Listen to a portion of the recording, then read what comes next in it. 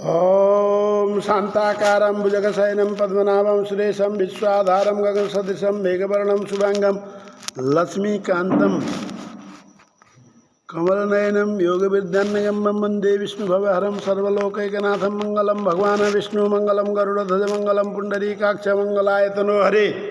गुरुर्ब्रह्मा गुरुर्विष्णु गुरुदेवो महेश्वर गुरु साक्षात् परं ब्रह्म तस्मै श्री गुरुवे नमः। शांताकारं भुजगशयनं पद्मनाभं सुरेशं विश्वाधारं गगनसदृशं मेघवर्णं शुभांगं लक्ष्मीकान्तं कमलनयनं योगविद्यान्मयं वन्दे विष्णुभवहरं सर्वलोकैकनाथं सच्चिदानन्दरूपाय विश्वोत्पत्त्यादिहेतवे तापत्रय विनाशाय श्रीकृष्णाय वयं नमः। ध्येयं सदा परिभवग्नमभीष्टदोहं तीर्थास्पदं शिवविरञ्चिनुतं शरण्यं वृतार्त्यं प्रणतपालभवाब्धिपोतं वन्दे महापुरुषते चरणारविन्दम्। त्यक्ता सुदुष्टरेप्सितराजलक्ष्मी धर्मिष्ठ आर्य वचसा यदगादरण्यं माया मृगं दैते सीतमन्वदावद् वन्दे महापुरुषते चरणारविन्दं। त्यक्ता सुदुष्टरेप्सितराजलक्ष्मी धर्मिष्ठ आर्य वचसा यदगादरण्यं माया मृगं दैते सीतमन्वदावद् वन्दे महापुरुषते चरणारविन्दं। बोले यज्ञ पुरुष भगवान की जय, लक्ष्मी नारायण भगवान की जय, तुलसी मैया की जय, राधा दामोदर भगवान की जय। इस प्रकार त्रियोदशी के दिन सायंकाल के रात्रि के समय में एक यम दीपक जला करके उसमें दक्षिणा रख देना चाहिए। सिक्का रख दीजिए, कौड़ी रख दीजिए और उसको हमने कल कर लिया। अब आज का क्या कर हुआ है, भट भटैया कटेली जिसको बोलते हैं, उसको अपने सिर से 7 बार उतार करके बाहर फेंक देना चाहिए स्नान करने से पहले। उसके बाद स्नान करें, स्नान करने के बाद पितरों का तर्पण करें। तर्पण तीनों का करना है, देव तर्पण भी करना है, पितृतर्पण भी करना है, ऋषि तर्पण भी करना है। उसके बाद सायंकाल के समय में आज चतुर्दशी को 14 दीपक लगाने चाहिए। हाँ जी, हाँ जी, 14 दीपक लगाया जाता है। नरक चतुर्दशी है ना आज, नर के फालने पर नहीं बयान उठे रहा। नरक चतुर्दशी है ना आज। अपने घर में तुलसी के चौर के पास, ब्राह्मण के घर में, मित्र तथा देवताओं के मंदिर में, अपने मित्र होते हैं ना, जो पड़ोसी होते हैं, जो पड़ोसी को मित्र कहा गया है। मानो या न मानो, पड़ोसी तो मित्र है। हाँ, रात बेरात इमरजेंसी में तो उसी को ही चिल्लाना पड़ेगा। चिल्लाने पर आवाज़ सुनेगा तो वही, तो इसीलिए पड़ोसी को मित्र कहा गया। मित्र के घर के आगे, गौशाला में, ब्राह्मण के घर में, चौराहे में, शमशान में, नदी हो, कुआं इनार हो, पर्वत हो, गौशाला में हो, दीपदान करके सोई हुई लक्ष्मी को जगाना चाहिए। हे लक्ष्मी, आप ज्योति स्वरूपा हैं। चंद्रमा, सूर्य, चंद्रमा, बिजली, स्वर्ण, नक्षत्रों तथा सभी ग्रहों में आप ज्योति दीप दान हो की भांति स्थित है। आपको मेरा बार बार नमस्कार है। ऐसा कहते हुए दीपदान करना चाहिए। ऐसा कहते हुए दीपदान करना चाहिए कि आप सूर्य, चंद्रमा, सभी ग्रह नक्षत्रों में भी क्या हो, आप सब में हो। आपको मेरा बार बार नमस्कार है। इस प्रकार मंत्र उच्चार करके स्त्रियां अपने घर में दीपक लेकर के देवी लक्ष्मी को जगाएं तथा मंगलगान करें। पतिव्रता स्त्रियों को प्रतिदिन ब्रह्म मुहूर्त में उठ करके अपने पति से पहले जैसे जग जाती है ना, पतिव्रता स्त्री का धर्म में आता है।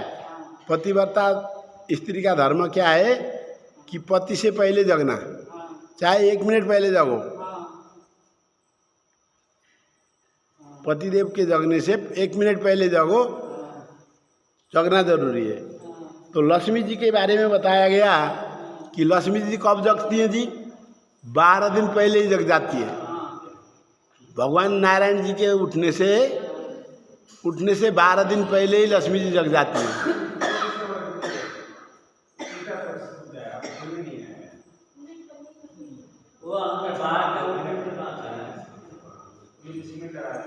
समझ गए न जी क्या कहा है?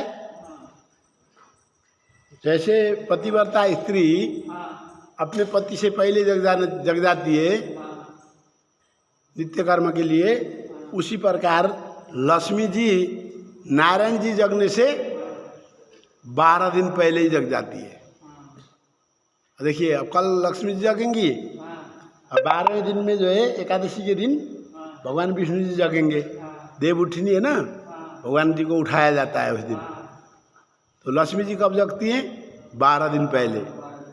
तो कम से कम 12 सेकेंड या 12 मिनट पहले तो हमें भी जगना चाहिए, हमारे घर की लक्ष्मी को भी जगना चाहिए।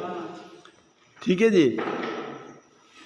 अच्छा जी, उस प्रकार पहले ही जग जाती हैं। इसीलिए दीपावली के दिन, अब दीपावली में पहुंच गए हम,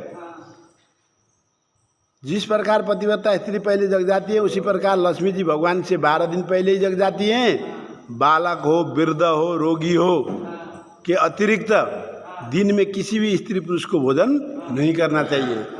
बालक, वृद्ध और बीमार, इन लोगों को छोड़ करके लक्ष्मी पूजा वाले दिन भोजन नहीं करना चाहिए। समझ गए ना? कल के दिन भोजन करने से लक्ष्मी रुठ जाती है। वो क्या कहती हैं कि एक बार क्या हुआ कि एक भक्त था, वो कैसा था, एकादशी का व्रत तो हमेशा रखता था, हमेशा एकादशी का, हर कोई एकादशी उसने छोड़ी नहीं जिंदगी भर, एकादशी का व्रत रखता था, पर लक्ष्मी पूजा का व्रत रखा ही नहीं। तो लक्ष्मी जी नाराज हो गई। मैंने कहा देखती हूँ तुम्हारे यहाँ नारायण जी आएंगे, जब भी उस घर में जाना होगा ना प्रभु जी, मैं नहीं जाऊंगी। तो नारायण जी बोले क्यों, ऐसा क्यों? तो लक्ष्मी जी बोली कि ये आपके व्रत करता है, मेरे नहीं करता। तो मैं रूठ गई, ऐसे बोल दिया, मैं रूठी हुई उससे, इसलिए मैं उसके यहाँ नहीं जाऊंगी। तो लक्ष्मी जी नहीं गई, नारायण जी गए। तो नारायण जी ने जा करके आशीर्वाद तो दिया उसको, आशीर्वाद तो दिया, पर जितना मिलना चाहिए उसको नहीं मिला, आधा मिला। किस लिए आधा मिला? लक्ष्मी जी तो नहीं गई, लक्ष्मी जी जाते पूरा देती। नारायण जी गए थे ना, नारायण जी में आधा अंग किसका है? लक्ष्मी जी का, अर्धांगिनी है ना। तो उस घर में जाकर के भक्तों की पूजा लेकर के नारायण जी निकल गए बाहर। तो बोले भैया कैसा रहा सफर?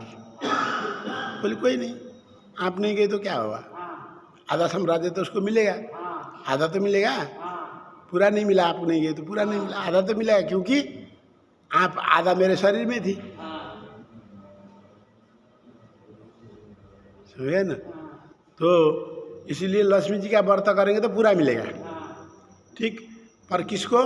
बीमार आदमी को, जो दवाई के ऊपर जी रहा है, ठीक है, वो व्रत कैसे करेगा? जो बालक है, बच्चे को तो तुरंत भूख लग जाती है, जगते के साथ दे तो खुश हो जाता है, नादान है बेचारा। और वृद्ध, जितने व्रत करने थे, जितने दान पुण्य करने थे, सब कर दिया, अब खाट में पड़े, वृद्ध हो गए, तो उनको भी चाहिए खाने के लिए, है या नहीं?